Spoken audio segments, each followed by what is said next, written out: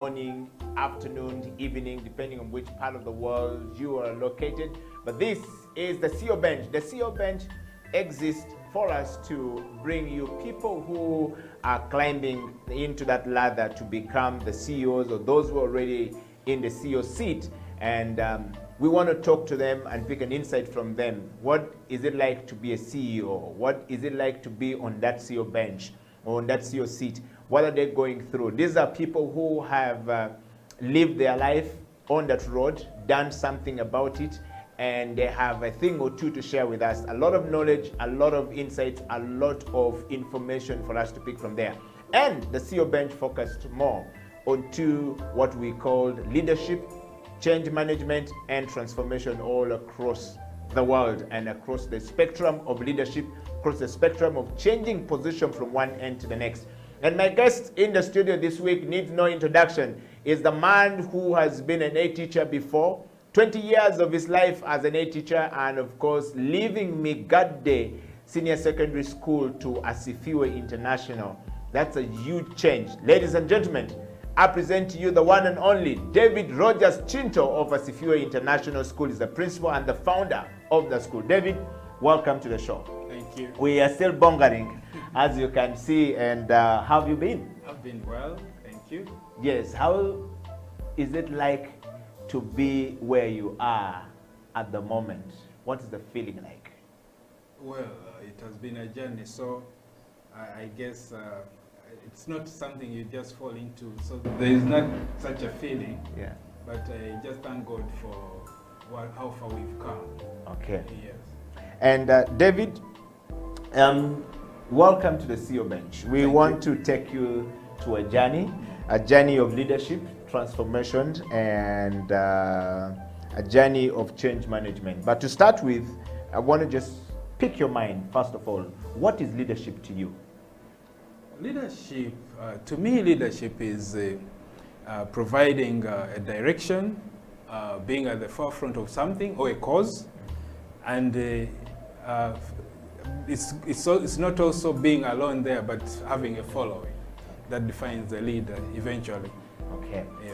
And I want to now go a little bit more personal. Now that you have defined leadership, there's something called self-leadership. But before we discuss self-leadership, I want to take you straight to knowing you more. It's more of a personal question. Who is David Rogers Chinto? Where do you come from? Who are you? What are you? What are the values that define you as a person? David Rogers Chinto is, I usually define myself, start with, as a teacher. I'm a teacher, I'm a father of 4, I'm a husband of 1. Yeah, so I'm passionate about transforming. I'm glad that one of the things you want to talk about is transformation. I'm passionate about transformation, and I've been doing that all this time. I've gone through all the levels of education in the Ugandan curriculum, and graduated as a teacher. Yes. Okay. From a childhood perspective, ancestry, who are you? Where do you come from? Who are your parents? We want to get into deeper knowing you from that level as well. Okay. I come from Jinja. That's my ancestral place, my ancestral home. My mom is around, and my dad passed on about 15 years ago.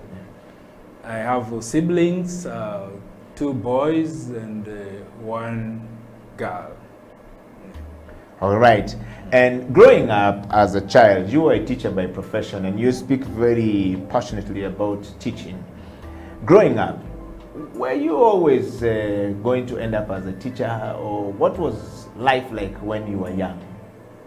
Growing up, I always found myself in positions of leadership. Even when you are not intentionally being there to be a leader, you are usually pushed to lead.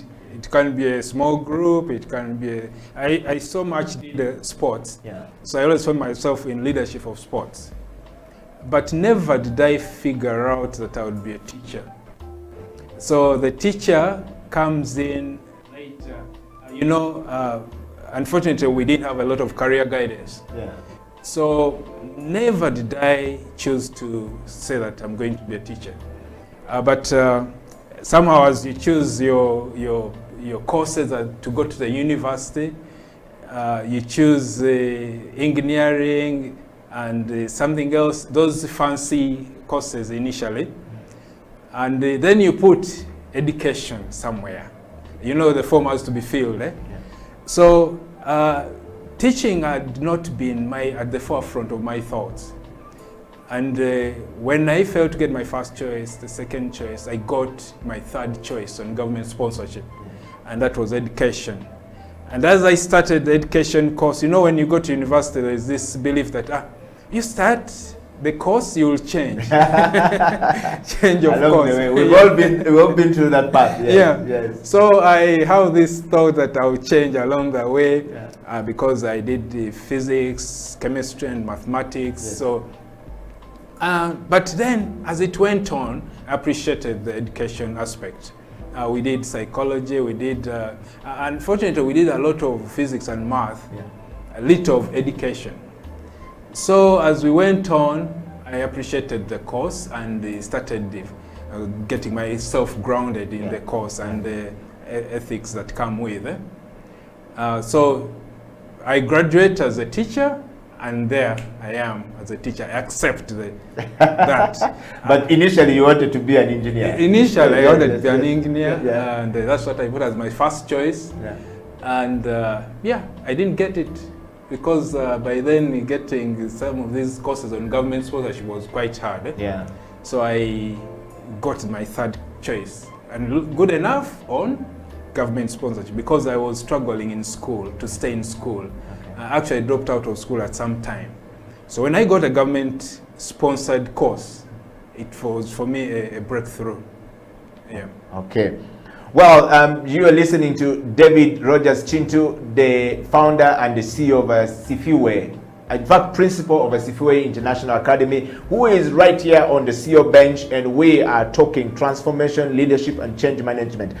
David, what a very fascinating story right there. Let's dive into leadership now. Self-leadership. What is self-leadership to you? Self-leadership, in my opinion, is managing yourself. I know there is a definition between management and leadership, but yes. Let me use the word management. Managing yourself, the things you do, the way you manage, the way you move yourself, the day-to-day affairs of yourself. That is self-management or self-leadership. Okay. My thought. And have you been leading yourself? Of course. Personally, I think before you lead anyone else, you have to lead yourself. You can't shortcut that. Okay. And the process of leading self requires that you are very patient with yourself, you are very in touch with yourself, and you give self meaning. And every day you wake up in the morning, you have to be very purposeful of yourself and the things that you want to do. Let's talk about leading yourself from a point of Rogers Chintu, the son of your father, of your mother, to the person that you are today in life. What has the journey been like? Well, leading myself, as I guess the first thing is self-discipline. I've tried to be good myself to start with. And that, I think, bounces off to be good to other people. But leading self in itself is my core values. I have core values. I have certain beliefs I work with, principles. So it has helped me a lot in, first of all, becoming the person I am and the leader I am eventually. But to start with, it helped me achieve certain things, because without discipline, you cannot achieve a number of things. For example, if you are to be, I see my journey in leadership as having started from a humble beginning. Start with being a teacher, then you become a deputy head teacher, then you become a head teacher, and now a principal. All that, it's not that you put yourself in those places. People pick you. So they have to look at certain values you possess, and then they say, I think this person can lead in this area. And so they give you that responsibility. So you would like to say that the law of process, as John Maxwell keeps saying, has been part of your journey? Yes. Going from, it says leadership grows daily, not in a day. True. And a person's level of effectiveness determines their leadership abilities. Let's talk about your leadership abilities. On a scale of 1 to 10, how would you score yourself, and why would you give yourself that mark? 1 to 10, I would say 7. Why 7? Defend the 7. 7, I think I've really, to start with, I'm still a student of leadership. Maybe after going through all the lessons, I'll be maybe 10.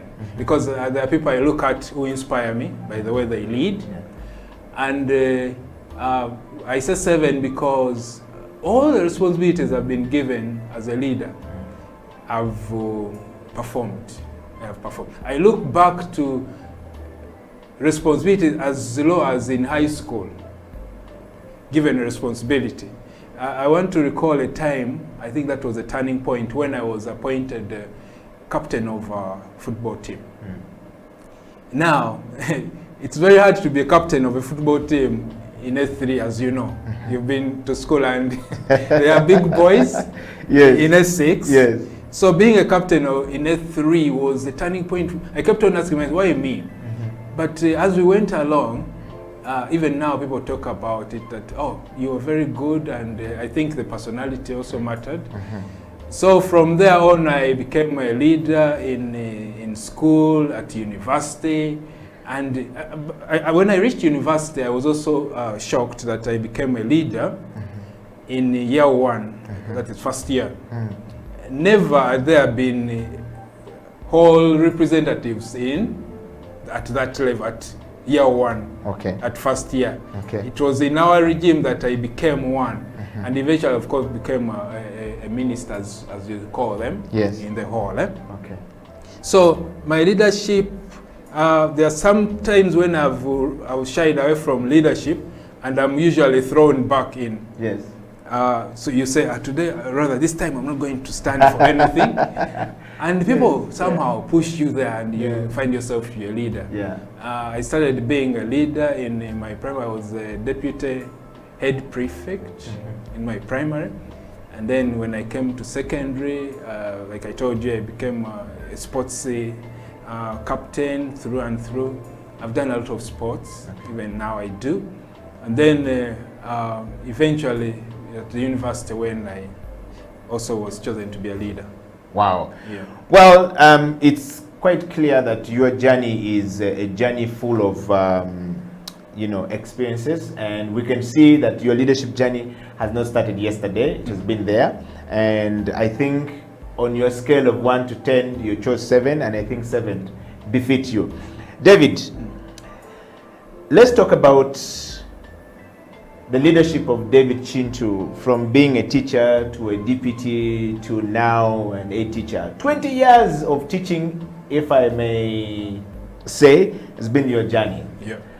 Let's talk about the teaching leadership and the moment you led Megade Senior Secondary School before we get into us, if you will. What was the journey like, and what were some of the lessons that you picked from there, and how were you able to navigate the pitfalls, as well as the, the change of different roles and responsibilities that were given to you, as well as leading yourself to now being the founder of Asifu International, which we're going to get into it, Academy. Yes. Well, my journey into education started when I graduated as a teacher. But before then, I was a science student at Mackay College School, where I did sciences, PCM, and now my math teacher was a lecturer at the university. So when I crossed to university, Mackay College and the university are they are just separated by a fence. So I would say I just walked from the college to the university, and there I found my mathematics teacher. as my lecturer now in mathematics. So when I finished the course, he came and picked me and said, I want to post you to a school which is just starting. And of course, he was recommending me. I think maybe I was one of his students in the math class doing education. And mathematics was not easy for many of us. If mathematics was easy for you, you're going to have to send us a message, because I know many of us got 0. Yes. Continue. True, it was not, neither for us even. So I was posted to this new school called Migade College. By then it was called Migade College. It was a branch of Makerere High School, Migade. So I was posted here, recommended by my mathematics teacher. Straight from Makerere College? Straight from Makerere College. Yes. You know, some of us didn't complete university and then we go home and then we walk the streets. Straight from my teaching practice at Makerere College, I was posted to Migade College. Wow. As a teacher. I walk in here and this school is just starting with I think about 60 students. Still building, the floors are not made, a humble setting. I can tell you that was a very testing situation for me. But I stood the test and went through. I was a teacher of physics and mathematics. I started teaching physics and mathematics. And then after 3 years, I became the deputy head teacher. By then the head teacher was Mr. Semwe. He trusted me with leadership. Because you know, leadership also has a lot to do with your mentors. Trusting you to throw in, to throw you there. Which is what we talked about. Leadership ability determines your level of effectiveness. Level of effectiveness determines your leadership abilities. So if you have a lead on your head, it's definitely no one is going to trust you with that responsibility. But every time you push the lead off your head, you're giving the responsibility. So that's what happened. I became a deputy head teacher, and then after about 2 years of head teacher, the head pulled out of that institution.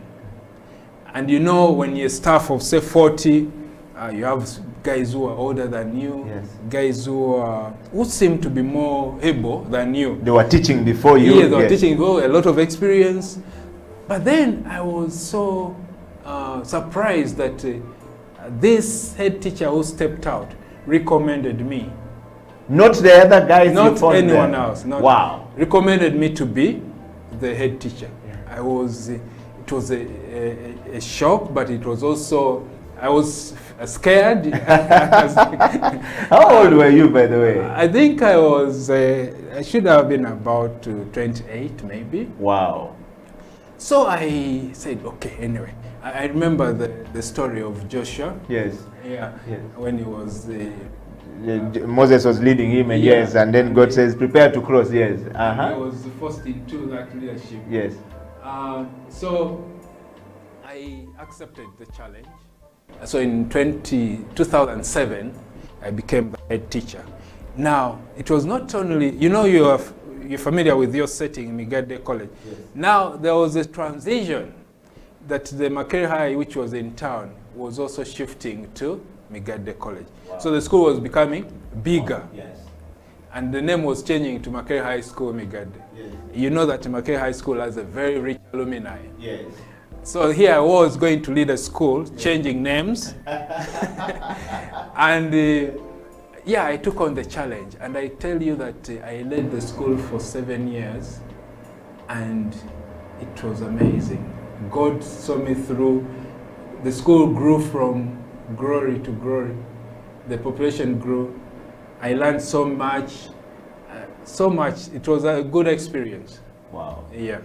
And so, how did you change from Migade to, leaving Migade to Asifio International School? That's a story that we want to get into. That's now change management. How did you manage the change from there? You've told us about the change that you've managed from being a deputy head teacher to being a head teacher of Migade, and then the joining of the two schools, becoming one and leading there. Of course, you have so many students who I know are watching right now and wondering, And one of them sent me a message this morning and says, that gentleman you're going to interview on the CEO bench, he doesn't grow old. He was my head teacher. Look at me right now. We're in the gym at 6 o'clock this morning. And I say, I'm going to tell David, but welcome to the CEO bench if you're just joining us from anywhere around the world. This is the CEO bench where we talk change management, leadership, and transformation. You must have reached a certain degree of leadership at a certain level, then you qualify to be on the bench. Or you must be heading up there to the CEO bench, then you will be able to qualify to come here.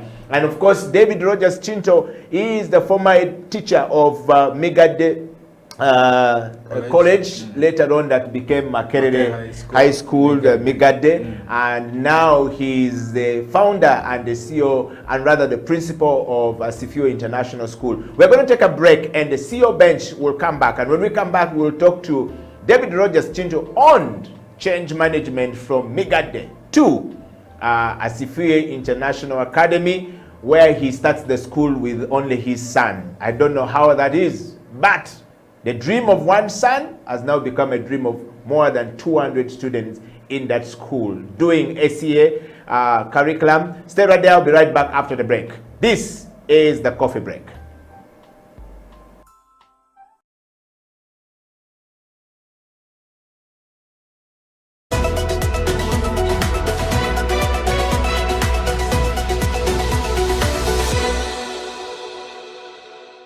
My name is Dr. Jinpo Olowo. Thank you for watching House of Talent Television. I love to inspire people. I love to talk about my experiences and how God has been able to use me in the different exposures. And through the leadership, through change management and transformation, I've been able to do a couple of things in my life. Now, are you a kind of person who is tired of your status quo? Do you want your situation to change? Are you tired of what is going on in your life? You know, change is a fact of life.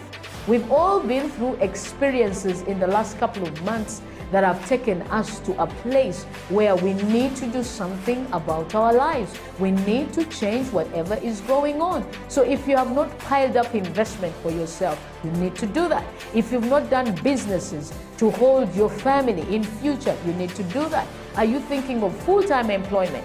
You need to be thinking about your life after employment or your business in the next couple of years. So if you want us to chat, if you want us to talk about this, please get in touch with us at SIL Uganda on number 0772443085, or check our website www.siluganda.com, or on all the social media handles. You can hook me up or Facebook, that is Jinpo Olowo, on Instagram, Jinpo Olowo, and on Twitter and LinkedIn.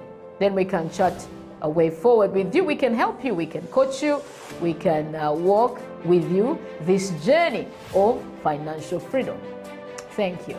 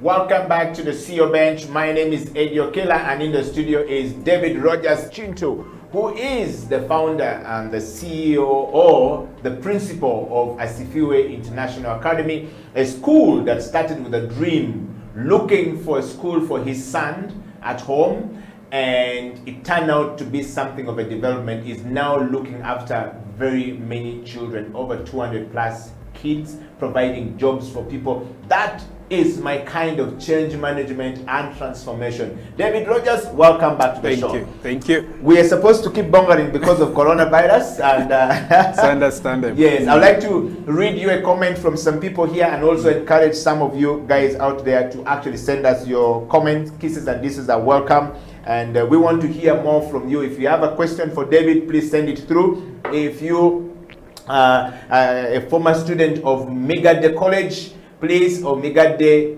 College or Makere College, Migade, please send us your kisses and disses. And your former headmaster is actually here talking to us and sharing the story of change management and transformation all across. Now, I want to read the first comment coming in from Patrick Kavuma. This seems to be a staff. He says, good staff, Principal David Kavuma here, and I see my auntie Esther Yachesa there, really tune into. You have some serious guys and looking forward to. It says, great leadership strands. His servant leader, we have seen him lift chairs, cleaned, and just been normal and subordinate, yet he's the head of the school and he's the founder. So that's coming from there. That's a good comment from there. I've got a comment here coming from the USNs. Wow, Eddie Okela, thank you very much for the CEO Bench, bringing us some people who we really love. That gentleman was my A teacher at Migade and is always humble. I am really great to have gone through his hand to be the person that I am today. I live and work in Denmark. My name is Moses. Wow. Moses. Yes, so I'm not sure if you know all your kids. I have another one here. It says, Eddie Okela, thank you very much for the CEO Bench.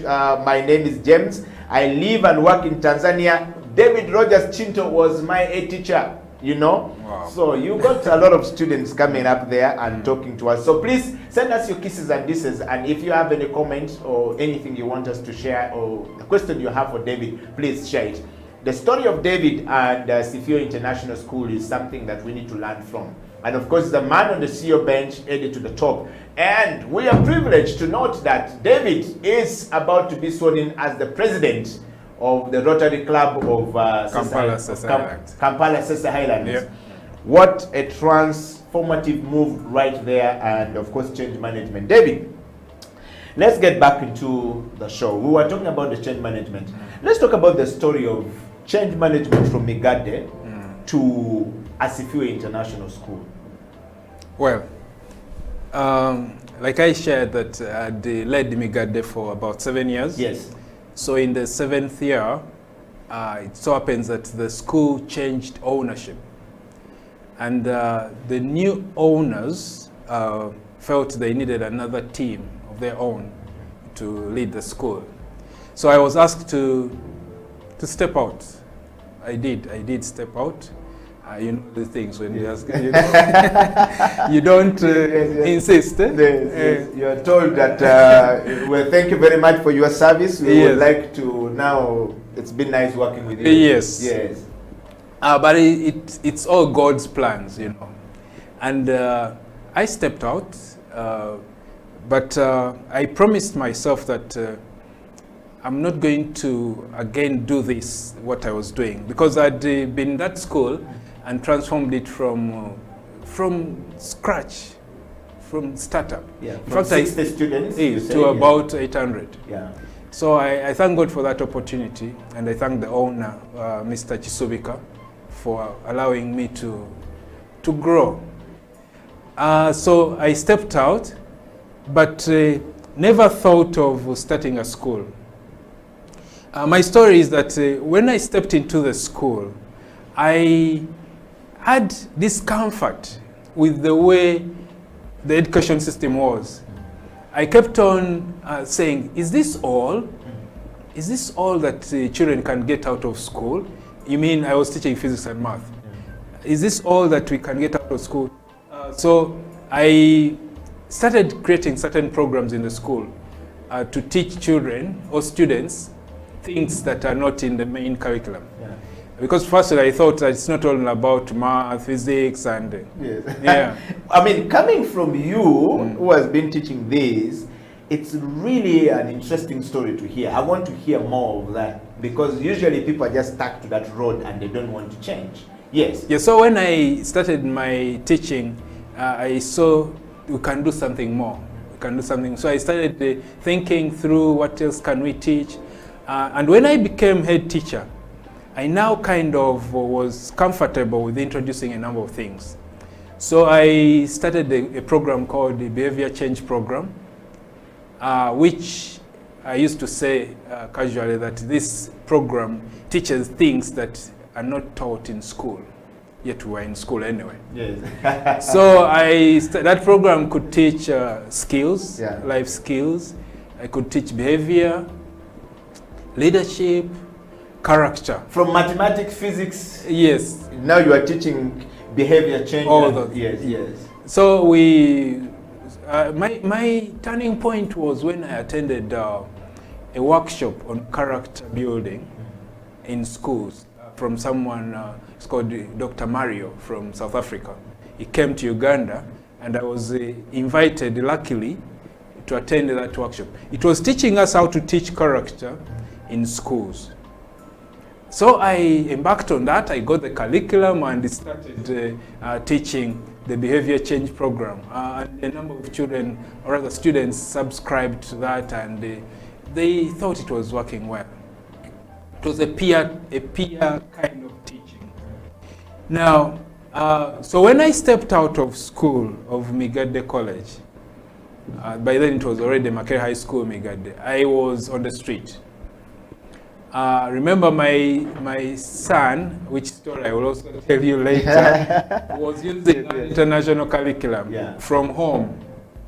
At the home school. Yes, curriculum. yeah. So we shifted the whole family back into town. Migade is out of town, about 25 kilometers out of town. Yes. We shifted back into town, and by then I was already running a business with my wife and her sister, a restaurant business. So when I stepped out... As a teacher? Yes, we started the business. Normally teachers don't involve themselves into entrepreneurship, but you are also doing entrepreneurship. Yes. Yeah, you know, actually one of the things I used to share with the students was the financial literacy. Yeah. And financial literacy has comes a lot with the investment. So as I was teaching, we opened a restaurant on Kampala Road for my wife to manage and all that, right? So I stepped out. Now I stopped working as a teacher. I instead opened a second restaurant in Wandegea. I actually had 3 restaurants. One was in Makerere University, somewhere in Chikoni. Another was in Wandegea, and then that old one which was on Kampala Road. So there I was now, from teaching to running businesses. Yes. And I felt not satisfied with what I was doing. Actually, at one time, I also ran a baking company. Yes. So life downtown, I call it life downtown, was challenging. Life on the street was challenging. It was not for me. And I struggled. The restaurants, one of the restaurants was not doing well. And then at a point, a certain point, someone told me, but why don't you start a school? But in my mind, I've never thought of starting the national curriculum school. Because I had, my thoughts were that there were so many gaps in the national curriculum, which I couldn't address. Even when I was there and tried to put up a number of programs here and there, it was not sufficient enough. Because after all, eventually the curriculum takes over. Yes. So your idea would not be able, because the national... It's not even examinable. Yes, the national curriculum must first fit in, and the process is quite long. Exactly. Yeah. So I was now using SEE at my home for my son. Now, by that time, even my daughter was coming in. And my wife was managing this. I remember I started using SE when I was a teacher in Migade. Because when our son was growing up, when he made 4, we already started thinking about which curriculum to use. I promised myself that my son, my children, will not use the national curriculum. But you are the teacher of mathematics Exactly. and physics. And, I mean, how? Exactly. Yes. For me personally, I Yes. thought that Yeah. we were not teaching kids. Okay. We were not teaching. You know, you give them, I was teaching physics mostly and math a bit. Yes. And these are complicated Yeah, subjects. you give them physics. Yeah. This year they study, they go. Another group comes, you teach them, they study, they go. Yes. And I felt that's not enough. Wow. And which kind of studying are you talking about? They come, grasp whatever you've taught, Yes. reproduce at the exam, Yes. and go. And I So felt, basically, David, what I'm saying here, which is what we've always said, is that I give you this as a teacher, you're a student, I give you this material, you take the material, you cram this material very well, give it back to me in the same way. If it's okay the way I have given it to you, I mark you all good. Right, 100%. If it is not, Yeah. I give you less. Yes. That's why some of us got passes, because we're always giving other things which we thought about, we gave our thinking, yes. Anyway, Exactly. yes. To make it worse, if you give me the material and I miss a word or two, I'm wrong. Yes. You don't even allow me to be creative and give a different answer, right? Yes. So I thought, no, there has to be a change. Yeah. So we started looking for a curriculum for our children. By then it was one child. And I thank God that I landed on the SE curriculum. I was in a very transformational meeting with the pioneers of SE in Uganda, and one of them being Lona Magara. Yeah. She gave her testimony. I walked out of that room bouncing. Yes. That I had found Yes. the solution Of your problem. of my problem. Wow. She shared about SE. There was a doctor, I've forgotten his name. He shared about his SE, his homeschooling. I went back to my wife. Now, the challenge was to convince my wife to buy what I found. Yes. So I told her, we have to teach our children from home. I tell you that when we started teaching our children from home, there was a lot of backlash, a lot of questions, okay? But we started. My wife accepted gracefully to be the teacher at home. And teach. you to be the hustler on the street, because... Oh, no. Yes. By then I was still at in Migade, yes, yeah. yes. You know, you go to teach children, and yours is homework. School, yes. But what a moment right there for us to just reflect about it.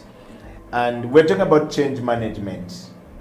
For you who are watching the show, who are following the CEO Bench, I hope you have a question for David, because that right there is what we are calling change management. How do you manage that change, that transformation, that change? How do you manage is what David is talking about. Please proceed, David.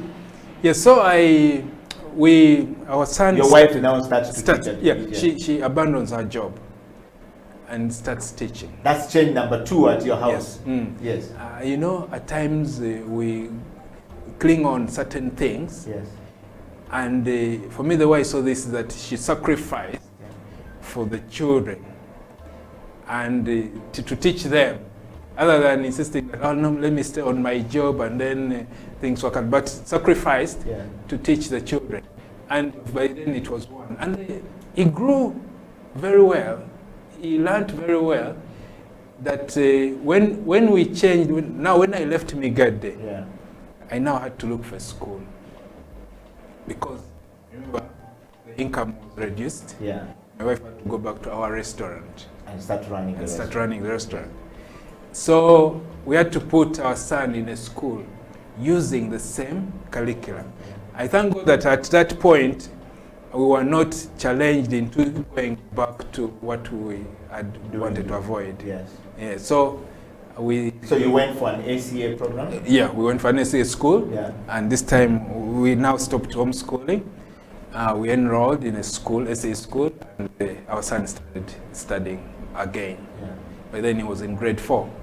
So now, as our son was studying, and now I take you back to the hustle I was in, Yes, yes. on the street. Yes, yes. My wife is in the restaurant, I was on the street. Yes. And I feel uncomfortable out there. I want to be back in. 7 years of being the head teacher of a great school, and now you're on the street because change has happened. New management came in, you found yourself on the street, and you're basically balancing the boat. Yeah. So it's at that point that I realized that I was made for this, for teaching. And I bounced back. When I bounced back by going for training in South Africa, in the SE curriculum. By then, I told you I was inspired by the talk from Lona Magara and Dr. Mwine. Yeah, I've remembered. Yes. Dr. Mwine and Margaret Ogeda. Those are the pioneers of SEE and, in Uganda. And I appreciated it. But the turning point was when I saw a child who had used the SEE curriculum, how they presented themselves.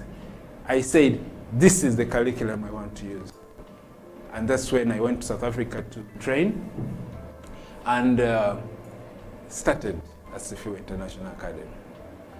Well, we're going to take a break, and when we come back, David Chintu and I are going to be delving back on how Sifiwe started from there. What a story, what a moment right there. What a hustle on the street. 7 years at Megade, finding himself back on the street, walking on the streets of Kampala, hustling entrepreneurship, restaurant, wife, and the wife leaving the job and getting into this.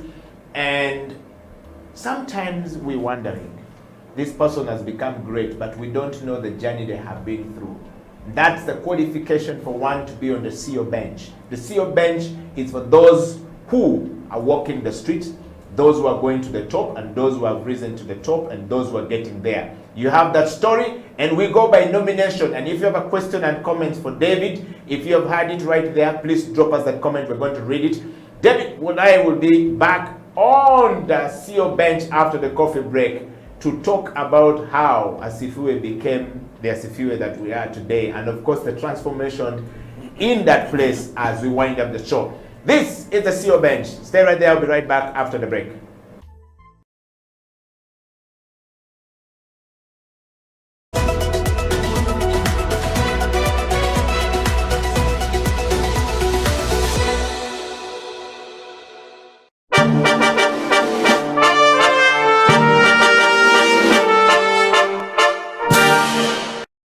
The private sector is not yet fully utilized because not everybody can be employed by government. And we are looking at a future whereby more people are employed in the private sector than in government. So I think if we all work hard, if we all work together and invest in the right areas, there's been a lot of talk about value addition in the agriculture sector, in the mineral sector. If there is enough investment in those areas, I think it can create enough jobs for our children and grandchildren. Okay. Yeah. I just want to take you to question number 4, Andrew, which is, let's talk about your journey at City Hall and the foray into the Executive Director's office, which is as Andrew Chitaka, Very interesting. as well as the Director Engineering. Very interesting. I joined KCCA on 1st November 2011.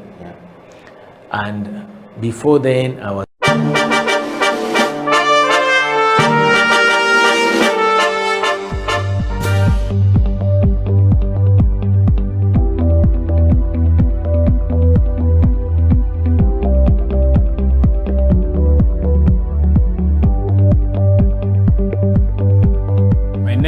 David Rogers Chintu, the principal of Sifiwe International Academy. So we started at Sifiwe International Academy from a concept of affordability and well laid out procedures.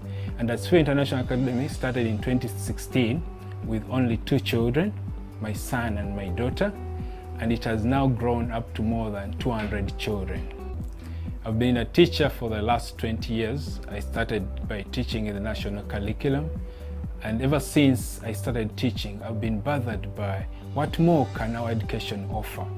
By so doing, I discovered that we can teach our children much more in schools, and I introduced a program called Behavior Change Program, which in itself was to teach skills, habits, and character. And I was amazed by the results. Always got feedback that the children learned more from the behavior change program than the physics and mathematics I taught. My name is Jeremy Baraka, a student of Asifio International.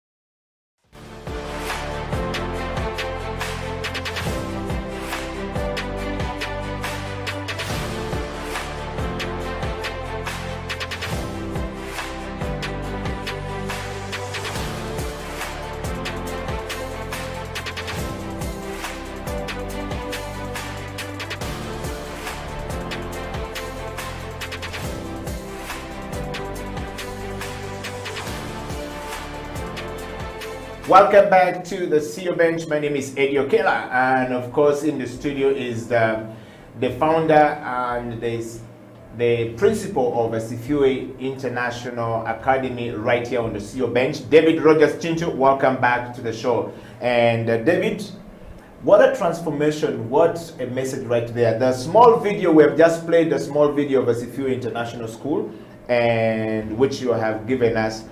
And there's a lot to learn from there. If you're a parent, where are your children going? Are you responsible for the development of your children, or are just going by the bandwagon of let's do these things? It's the same thing. We're hearing this first testimony coming from the man who lived it and still living it. He's been a teacher and still a teacher, and he's sharing with us some of the wisdom and the nuggets of navigating the difficult path in our education system to be able to create environment that will allow the young people to prosper.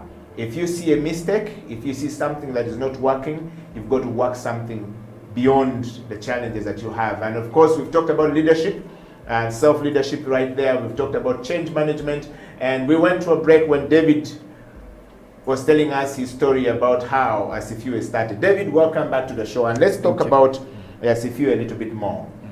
We've seen the video right there, and I would like to know from you, how did you eventually start Asifio International School?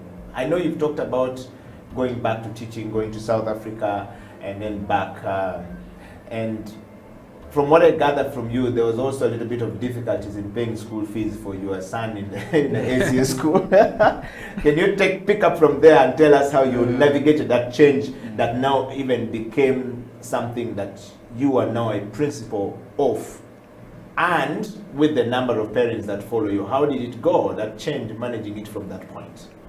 Well, they say that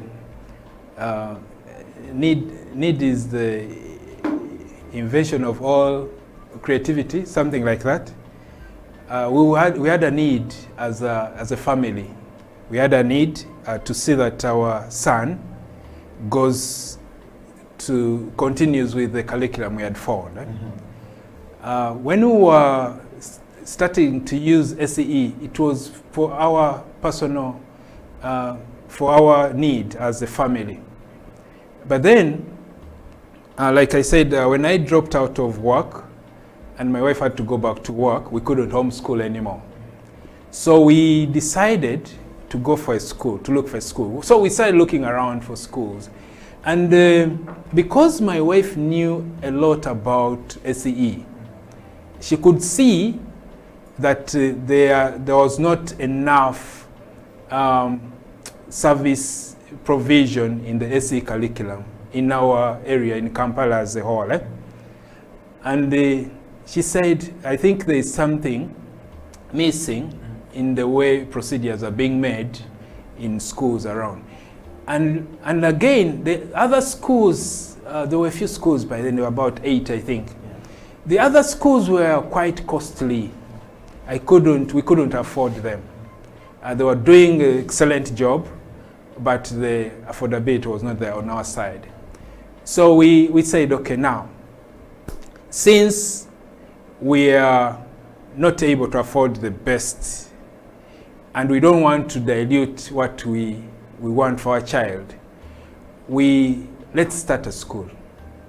Now, that school was to take care of other families like us who needed an excellent job done at an affordable price.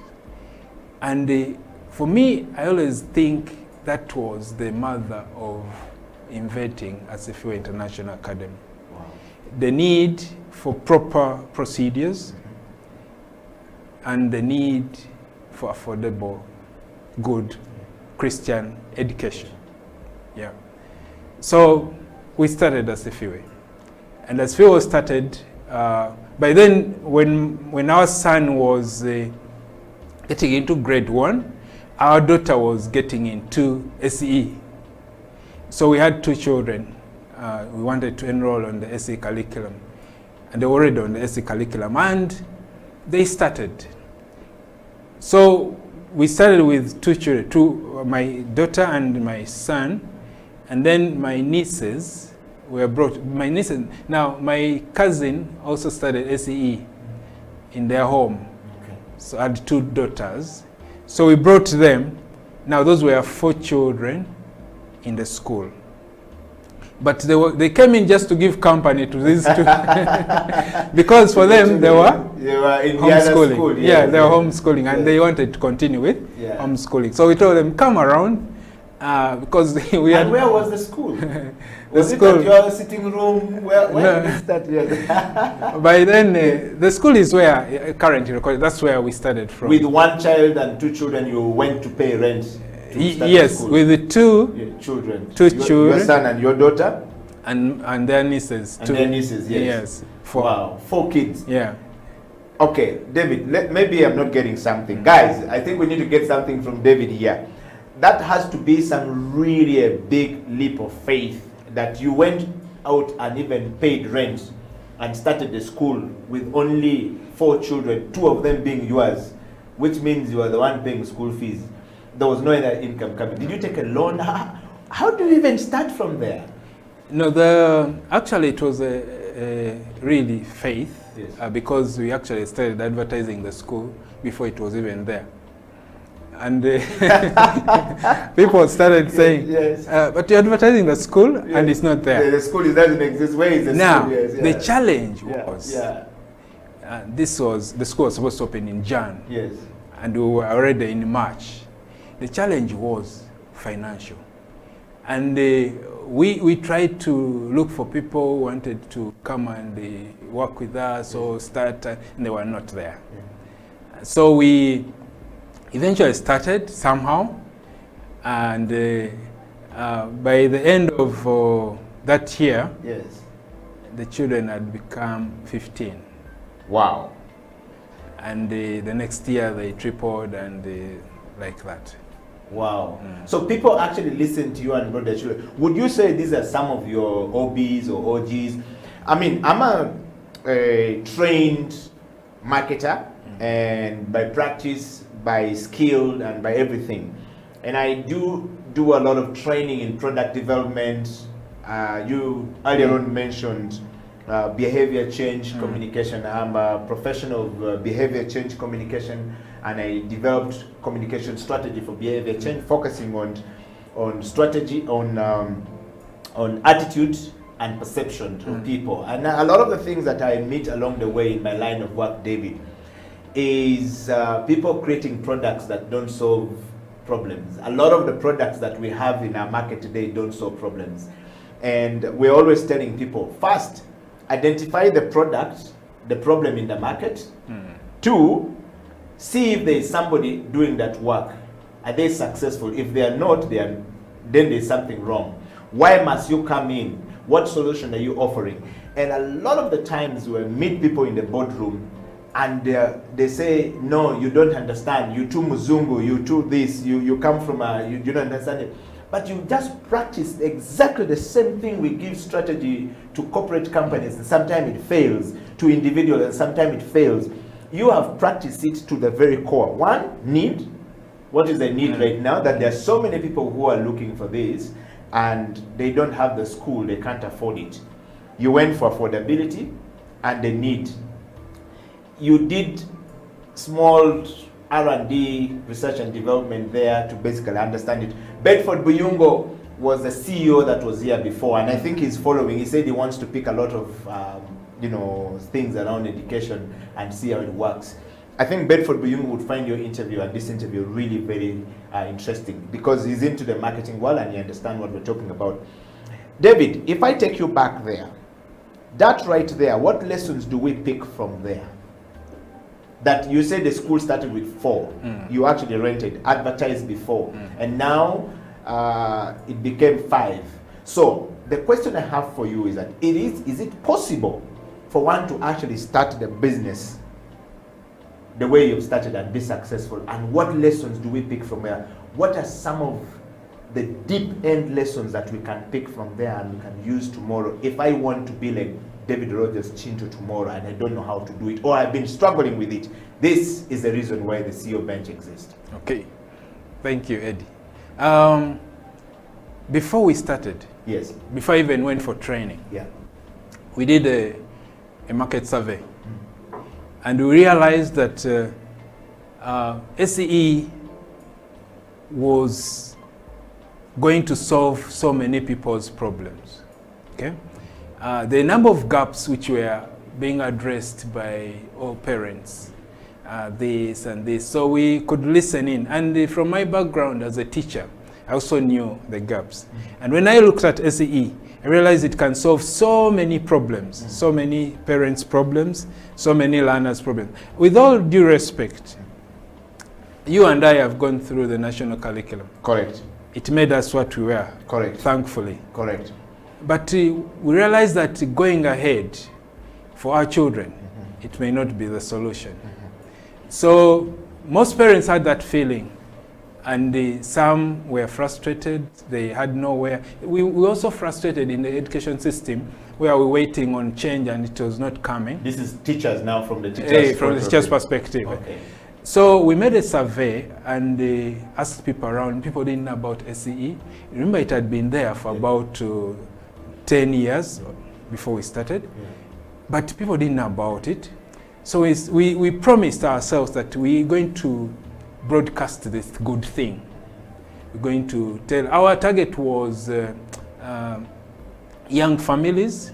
When you ask me whether I marketed to my students, actually I'm just beginning to market. Do it now. Yeah, because they are going into that middle age bracket with young families. Okay. But by then they were not on board. Okay. So we marketed. We didn't actually broadcast. We didn't publicize as a few way on the media, on the mainstream media. Mainstream media. Yes, yes, yes. All I did was go to my inbox, share with the Eddies, with the friends, and all those other people about SCE. But they didn't come on board as it is. Yes. The most tool that worked for us is referrals. Whoever came in liked what it was doing to their children and shared it to the other parents. I can tell you that with SCE, and maybe as a few in particular, you can bring a child and in 1 month, there's a transformation. Wow. Total transformation. So the parents who stepped in first shared the good news to other parents. We've never gone out to the mainstream media to advertise as if we rely on referrals of the, when someone speaks from their experience, you buy in more than someone just talking about something they heard about. Yeah, which is far-fetched. So, in other words, David, what we're hearing from you is that, what would you attribute that to? What we're hearing from you is there was something good that was going on. People could see it, they could touch it, they could feel it, and therefore they were able to go and talk freely about it, which is what we always use. Yeah. So you actually use the behavior change things you started when you were still in Migade quite very much at this level of starting your school. What would you attribute that element to somebody who is watching the show that pick a lesson from there? Now, the behavior change program encouraged me to even go into SEE, because SEE is a curriculum that does not only focus on academics, but other development. It's a holistic kind of program. Okay. So the behavior change program I introduced was basically to add to the academics which was being provided. Okay. Now, SE was now giving me a complete package. And that's what parents have been looking for. How can my child be transformed? They are growing academically, they're growing spiritually, they're growing in any other area of life. Yeah. So when we were presenting SE to parents, they could say, "Oh, this is what I need. This is what I want," and especially when it brings out the best in a child, because SE as it is, it's an individualized what curriculum. Yeah. It brings out the child as an individual, not a group, not a stream, not a class. Individual. Yeah. Wow. Well, you've heard that coming from David Rogers Chintu, who is the founder and the principal of Asifiwe International School, and the story of how Asifiwe started and where we are today. He qualifies to be on the CEO bench by all means.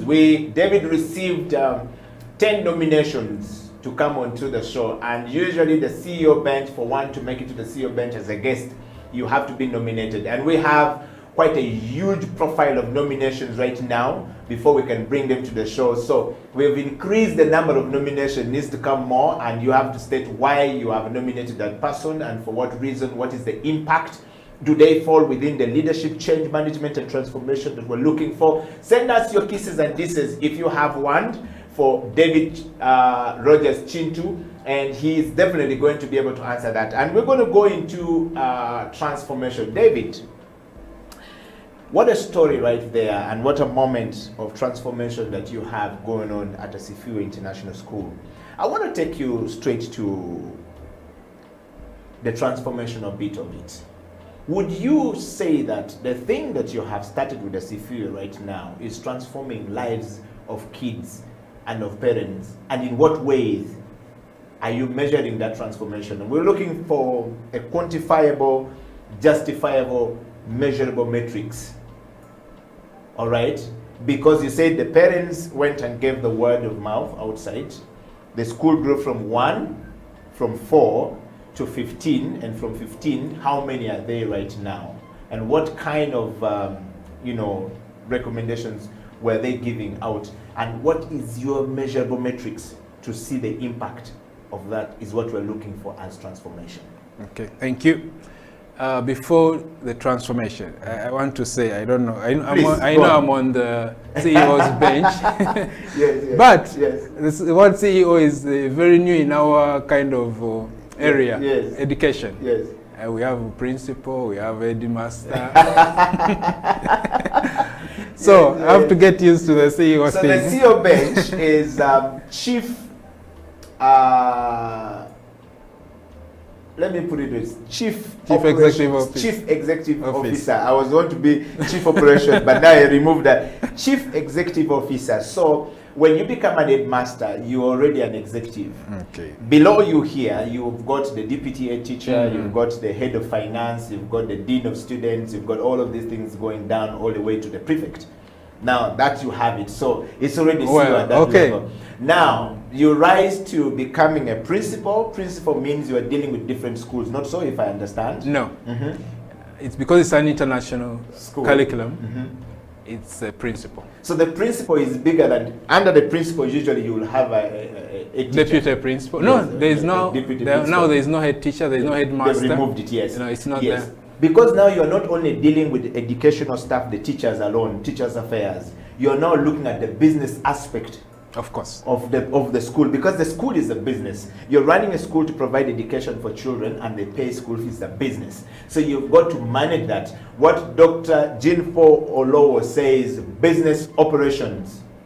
You know, she was on the show here and she kept telling us about business operations. So at that level, you are a level of a CEO, chief executive officer, you know. And while you move from that, you're now going to become the CEO, the executive that looks at everyone down here, including the principal, including all of this. That's where you're going. I accept. Yes, that's where you're going to the CEO bench. And so the CEO bench is meant to bring you guys back. So yes, I accept. Back to you. 100%. Yes. Yeah. And by the way, because you are now going to be nominated, or rather be sworn in, you are moving at a higher level of leadership. So from the president of the Kampala, we want to see you to the president of Rotary International. So that's where you're headed. So you qualify. You're a man on the journey to get there, and so you got that nomination for that. And we want to get you back here when you become the president of Rotary Club to actually tell us what you're going to do. About Rotary. Yes, yeah. yes. But I'll be glad to say a lot about Rotary. Yes. On another day. Yes. Yes. Okay. So back to you now. Now, transformation. Yeah. Transformation. It's amazing. Education is supposed to be transformational. Mm-hmm. And if it does not, then it's not education. Mm-hmm. So we thank God that we are using a curriculum that transforms young people. I used to manage a curriculum where, when I was the head teacher in the national curriculum, we used to get children at the age of 12. Now we get them at the age of 4. And amazing how you have a blank check to write anything on that child's life. Yes, yes. And it's an opportunity for us. I always tell my teachers that it's an opportunity for you to make this child what you want. Yeah. And we've gotten amazing feedback from parents. I told you, after a month or two, we start hearing that feedback. And my child can stand up and speak. My child can ask questions. These seem like simple things, yeah, but they are life-changing. Yeah. And most of the parents are telling us this is affecting their family. And that's where the beauty is. If it's only affecting one person, it's not a transformation. Yeah. Our vision as Asifiwe says, raising effective, efficient, and complete servant leaders. If you're not effective in your home, then the vision is not working on you. Yeah. So we are glad that the children we touch and we teach are effective in their homes. They're changing things. They're changing their parents. They're asking them questions. They're different. They're confident, right? And you know, confidence is the key to success. Mm-hmm. So those are the particular transformational benchmarks we are getting from parents. Confident, can pray, leads us in prayer, can stand up and speak, can ask questions, can converse, can follow instructions. And amazingly, at Asifiwe, we have a very rich character program where we look at character traits, and we train children in these 3 character traits, or 1 character trait every month. Mm-hmm. And these have been very transformational. They look at things which are ignored by many people. Things as simple as timekeeping. Mm-hmm. When these are added on to the academics, then you'll have a complete product. Mm-hmm. Yeah, that's how transformational our curriculum is and the school. Wow. Yeah. Well, thank you very much, Rogers, for coming. And we're going to ask you one more question before we close. But to you, our viewer, we want to say thank you very much to all of you all across the world. We've got people from Australia, the guys in the US, the guys in Denmark, the guys in Tanzania, and of course our brothers in Nairobi, Kenya. Thank you very much, everybody, for being part of the CEO Bench. I just want to remind you as a viewer that the CEO Bench is a program that engages the viewer with very integrative mind maps of one, organization, and the leadership development. It is key for us to look into those elements going forward, and that's what we exist for, as well as, you know, to instantly applicable practices for becoming more effective and dynamic as an individual or as collective. And so we bring you individuals here in the studio who have those qualities, who are practicing some of these things to make sure that you can learn a thing or two from wherever you are all across the world. We would like to say thank you very much for being that. And of course, this program combines intellectual rigor, all right, with personal challenges and collaborations to be able to allow you creatively navigate the turbulent path of life.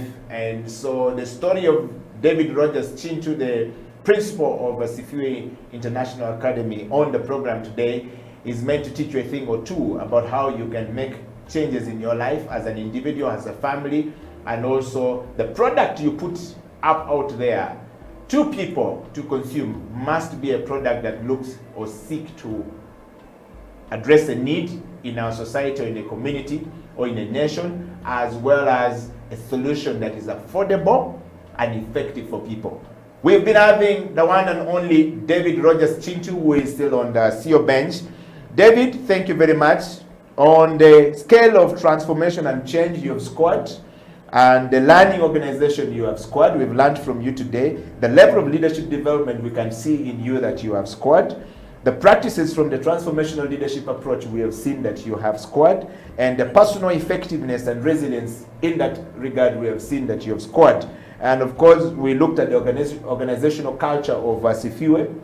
You've explained to us what it means, and I think that's a key area of learning for us. And then we're looking at the tool of collaborations as we close the show today. And I want you to touch on that in just a couple of minutes as we close the show. What are the tools of collaboration that you use, and where would you like to see Asifue International School when your time is done? Well, we are trying to partner with as many organizations as possible to support the learning and teaching we are doing at school. Yeah. Okay, our children are not yet at the university entry level, but soon they will be there. So we are trying to develop that the foundation of how can we help them when they finish school. Can we collaborate with the university? Can we collaborate with a technical institution? Can we collaborate with companies for these children to do their apprenticeship? So we are open to any collaboration. For example, we are collaborating now with a radio program, and we're training children on how to broadcast. And I believe even House of Talent is going to be part of our collaboration. Yeah. To teach them how to be on TV, how to host. I tell you, it's a very gray area. Rather, it's a very unexploited area. Yeah. And it does not only produce children to host, but it also builds their confidence. Yeah. So I'll be glad to collaborate with House of Talent in addition to other companies. And we'll be looking forward definitely to collaborate with you. And to all the people out there, you've heard it from David, and as House of Talent, we exist to make sure that we bring the best in people. Of course, our vision here is to inspire and bring you the content that inspires, content that encourages the person to be somebody in life. And of course, if you are encouraged to be somebody else in life, then you must transform yourself as an individual or as a society, as a community, as a people, and of course we'll have greater people in our society. Sure. David, thank you very much for coming to the show. We want to say thank you very much, and a toast to the CEO bench. You have not had your coffee, and we want to say thank you very much, everybody out there. It's a wrap from us here. Until next time, keep it the CEO bench. We'll be back with a new guest next week, same time, same place. David Rogers Chintu, Asifue International, Edio Killer, signing out.